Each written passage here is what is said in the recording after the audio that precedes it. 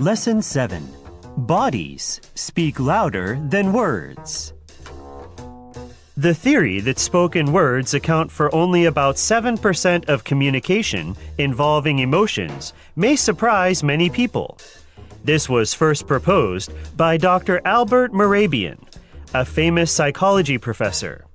According to his studies, we achieve about 55% of our emotional communication with our bodies, for they typically demonstrate our true feelings and what we're actually thinking. Therefore, understanding people's body language is an important ability to help us better interpret others' messages. Being able to read body language well is helpful in determining whether or not someone is telling the truth. When people are lying, there are usually 3 telltale signs: making stiff body movements, touching or scratching themselves, and making eye movements. Typically, liars exhibit fewer arm and hand gestures. When they do make such gestures, their movements are usually stiff, and their hands tend to stay close to the body, rather than move in an outward direction. Moreover, liars often can't help but touch or scratch their faces, their necks, or behind their ears. They sometimes rub their eyes without being conscious of it as well. Whether people are telling falsehoods or not can also be detected by observing how their eyes move as they speak. When right-handed people say true things, their eyes move to their left.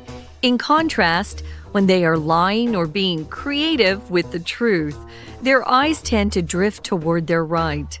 The reverse is true for left-handed people. Another significant type of telling body language is connected to love. In the case of romantic feelings, people's bodies subconsciously provide an indication for someone to whom they are attracted. Under the circumstances, their eyes do most of the talking. Initially, they may glance at a person from a distance, and for just slightly longer than normal. Afterward, they may look away and finally rest their eyes on him or her again for an even longer period. Furthermore, they automatically track or repeat his or her actions without even knowing it.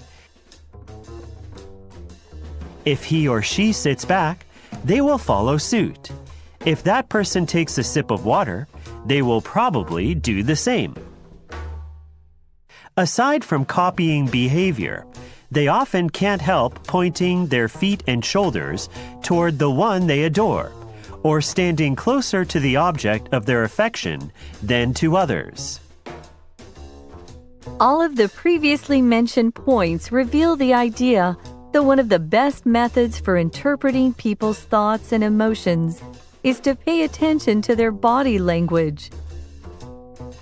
By understanding the signals that people send out with their body language, we may interact in a more meaningful way with our fellow human beings.